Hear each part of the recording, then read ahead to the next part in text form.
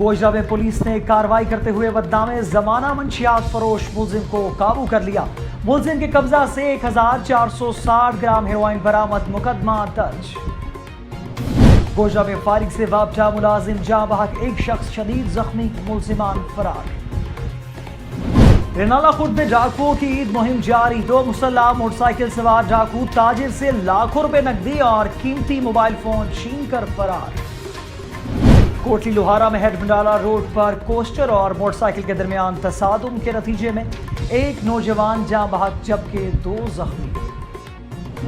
لاہور کی سیشن عدالت نے وزیر اعلیٰ پنجاب حمزہ شہباز سمیت 200 لیگی ایم پی ایز کے خلاف اندراج مقدمہ کی پرویز الہی کی درخواست رد کر دی۔ مسلم لیگ نون کے رہنما حمزہ شہباز نے پنجاب کے 21ویں وزیر اعلیٰ کی حیثیت سے حلف اٹھا لیا۔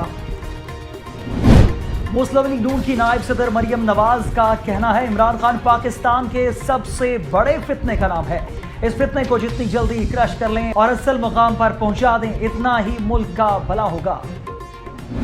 سردار عثمان بزدار کے بطور وزیر اعلیٰ سیکیورٹی کو واپس بلا لیا گیا۔ سیکیورٹی کے افراد عثمان بزدار کے ساتھ پنجاب اسمبلی پہنچے تھے۔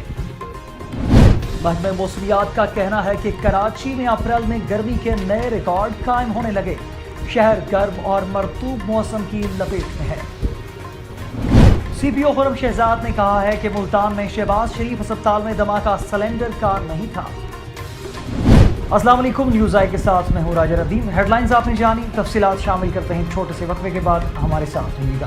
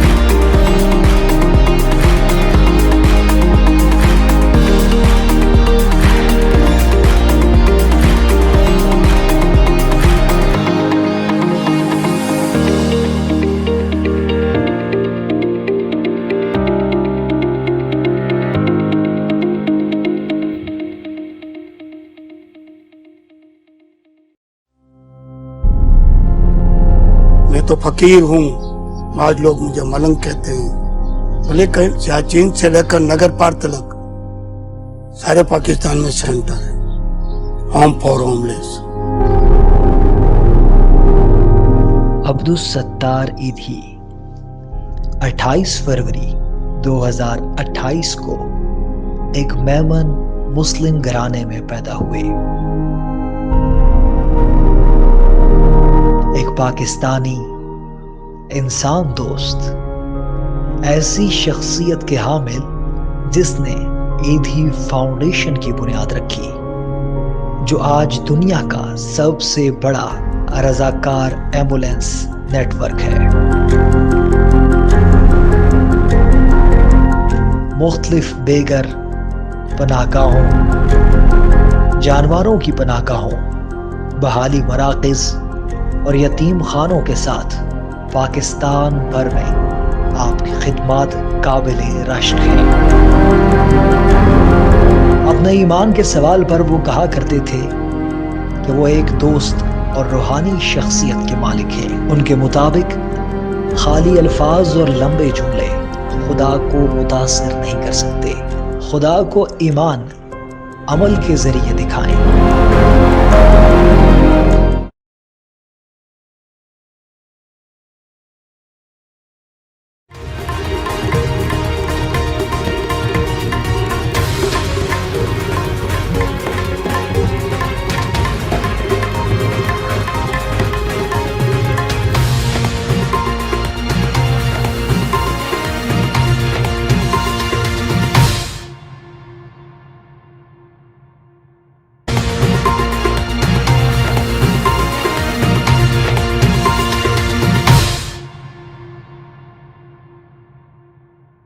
Welcome back. نیوز آئی میں آپ کو ایک بار پھر سے خوش آمدید کہتے ہیں اور باقاعدہ خبر نامے کا آغاز میں آپ کو بتاتے چلیں کہ گوجرا پولیس نے کارروائی کرتے ہوئے بدنام زمانہ منشیات فروش ملزم کو قابو کر لیا. ملزم کے قبضہ سے 1460 گرام ہیروئن برآمد کر لی گئی اور مقدمہ درج کر لیا گیا.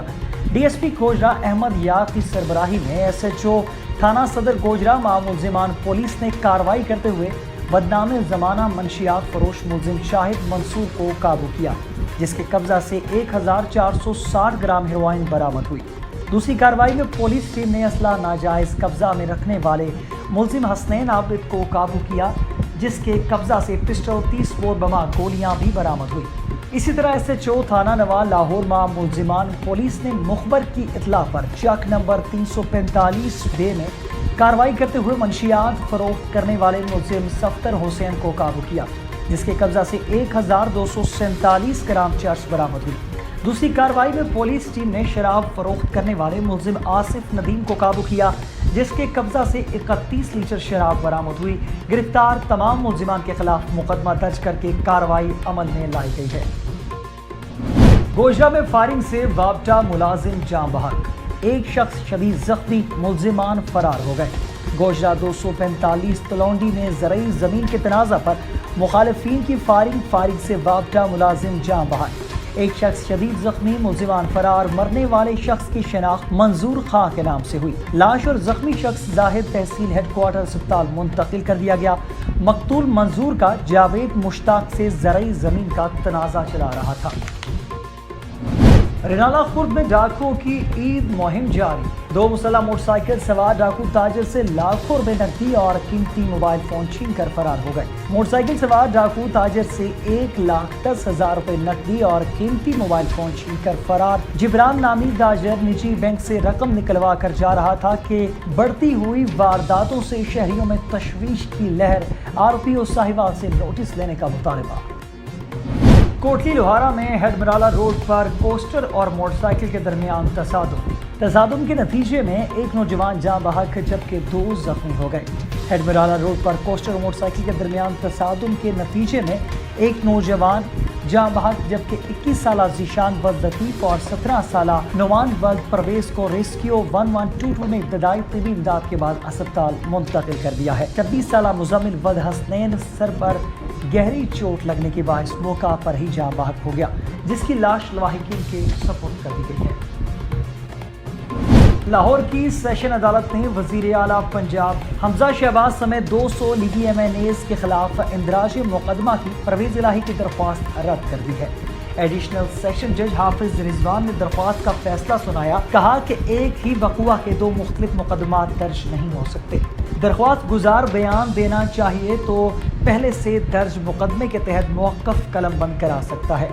S P civil lines Safdar Qasmi نے عدالت میں رپورٹ پیش کی. ایس پی سول لائنز کا کہنا ہے کہ FIR درج ہو چکی ہے اور تفتیش جاری ہے.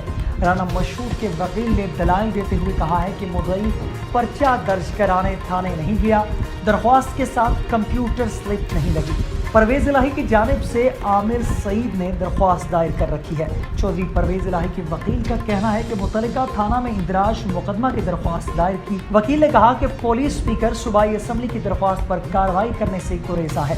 عدالت سے استدعا کی گئی ہے کہ پولیس کو حمزہ شہباز سمیت دیگر نامزد 200 افراد کے خلاف مقدمہ درج کرنے کا حکم دیا جائے.